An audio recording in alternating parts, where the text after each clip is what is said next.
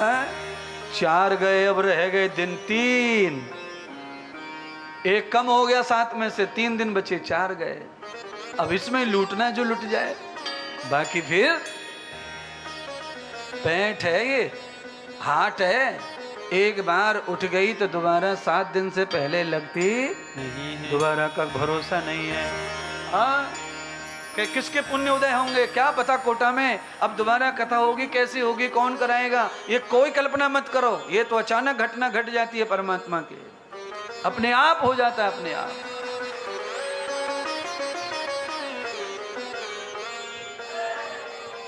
चाहे तो रोज कथा करा सकते हैं, थोड़ा थोड़ा मैंने कहा 100 में से 30 निकालो, 100 में से 30 निकालो, है 500, 30 बन 150, 500 कमाते हो 150 रख दो निकाल के साइड में, रोज 350 दे दो बच्चों को, कोई फर्क नहीं पड़ेगा घर चलाने में। 350 में वही काम होगा जो 500 में हो रहा है, चिंता ना करना। और देख लेना बचा करके इस नाम से, कभी न कभी आपको ये काम आएंगे पैसे, हमेशा 150 150 150 कथा होगी हो जाएगी, नहीं तो निकालो तो सही नाम से, हमेशा काम आएंगे। 350 खर्च होंगे पर ये 150 बचे रहते हैं, भगवान के खाते में निकालोगे वो बचेंगे।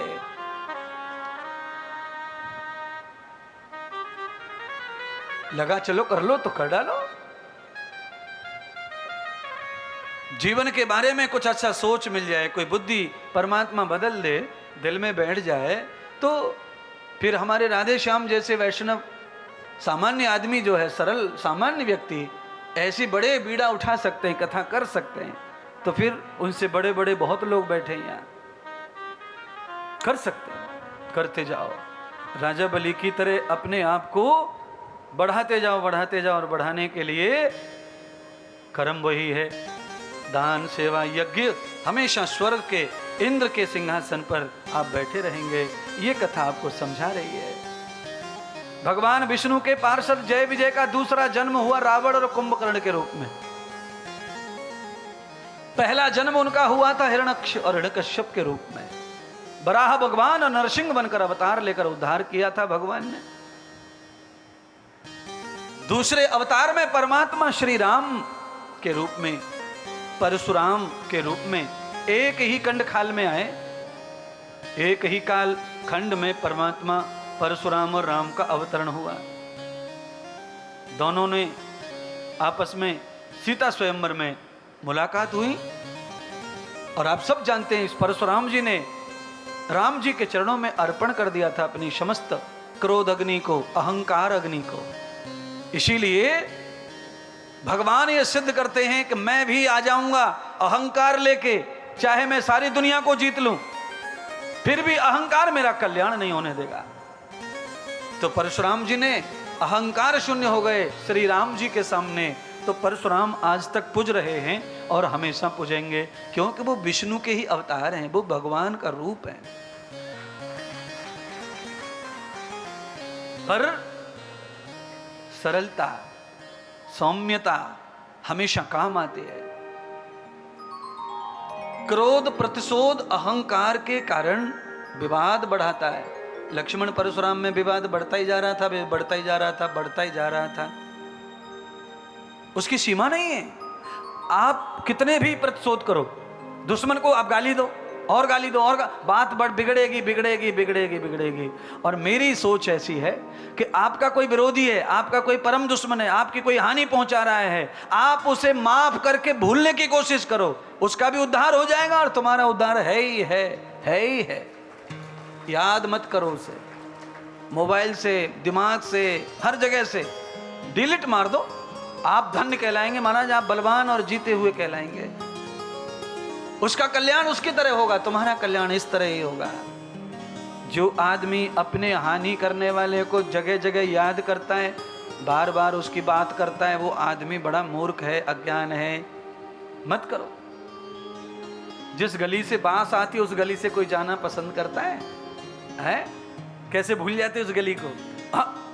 वही वहां से नहीं जाएंगे, वहां से नहीं जाएंगे, अपन कभी नहीं जाएंगे वहां से, कभी। बस यही है, बांस माने बुराई, गंदगी।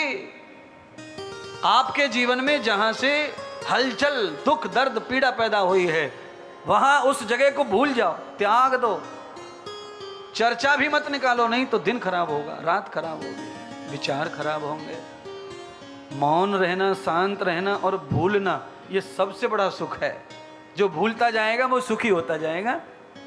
जो भूलता नहीं उसी को तो रात में नींद नहीं आती ना। जो नहीं भूलता, जो भूल जाता उसे नींद आ जाती है रात को। जिनको याद रहता है वो नींद नहीं लेते, सोते नहीं है, रात भर आई आई आई आई आई करते रहते हैं। और जो भूल जाते हैं रात को 10 बजे भोजन खा के, वो सुबह उठते हैं आराम से, शांति से। इसीलिए कुछ बातों को भूल जाना ही सुख है और कुछ बातों को याद रखना ही सुख है। मेरी बातों को मत भूल जाना, नहीं तो कल ही दुख आ जाओ। हाँ, मैं तो सुख के बीज बो के जा रहा हूं, बबूल नहीं बो रहा, मैं आम बो रहा हूं। आम पत्ते लगे आम के कलशों में, लकड़ी लगे हवन में, और आम को फल लगे सब जगह, हर जगह काम। मैं तो आम के बीज बो रहा हूं महाराज, बबूल के नहीं। बबूल के उखाड़ रहा हूं, तुमने बो रखे हैं फल बबूल के।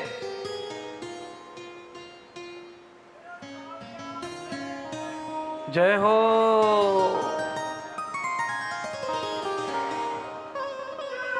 राम जी ने 14 वर्ष में जो जो लीलाएं की उनको प्रणाम कर लो। कुंभकर्ण रावण का उद्धार राम जी ने किया। तीसरा जन्म हुआ जय और विजय का।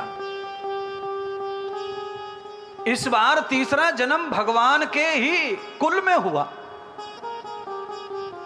भगवान श्री कृष्ण की जो बुआ हैं, वासुदेव की जो बहन है, उनके गर्भ से हुआ जन्म भगवान के जय विजय का, पार्षदों का। जो भगवान के परम दुश्मन बने, नाम है शिशुपाल, दंतवक्र। ये भाई हैं भगवान के, बुआ के, मामा बुआ के जो बोलते हैं ना, भाई हैं ये। कितना नजदीक कोई दुश्मन हो सकता है? हो सकता है, लाखों लोग हैं। आपके भी रिश्तेदार कई दुश्मन हैं आपके, हैं? देखने में ही तो चाचा को लल्लू है, पर हर समय बंदूक लेके घूम रहा मारवे काजे 24 घंटे। कहां मिलेगा, कहां काटू, कहां छोड़ू, कहां दबाऊं, कहां करूं। सही कह रहे गुरु जी, आप हर बात जान रहे हैं। यही चल रहा है जमाने में, और मैं आपको बचाना चाहता हूं।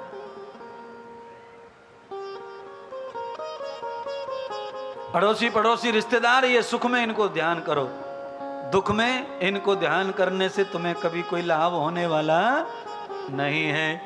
हा? दुख में अकेले हो जाओ, दुख अकेले में बहुत जल्दी कटता है। टेंशन, क्रोध, अकेले हो जाओ, टेंशन शांत, क्रोध शांत। अच्छा, क्रोध कहाँ शांत नहीं होता? जहाँ 10-5 लोग हों और समझा रहे हो, भैया मत क्रोध करे, अरे भैया रहने दे, अरे भैया क्रोध से नुकसान हो जाएगा, तो बढ़ता ही जाता है वो, बढ़ता ही जाता है वो, बढ़ता ही जाता है वो। हाँ? अच्छा, आप किसी को रोको, नहीं नहीं नहीं नहीं, मत मारे मत मारे मत मारे मत मारे, तो ओ उसमें ताकत आती जाती है, ताकत आ जाओ, ताकत तो खींचे जावा, गड़म बड़म लुड़कू पुड़कू कर दे बचाने वाले को, और उससे कह दे ले जा जा, मार मार मार मार। हाँ? कदम आगे ना पड़े फिर वीर के, वही में गीदड़ हो जाए। नहीं विश्वास है तो मैं चमत्कार के करके बता सकूं इसी पांडाल में। मार मार, इतना कहने से आदमी बुजदिल हो जाए।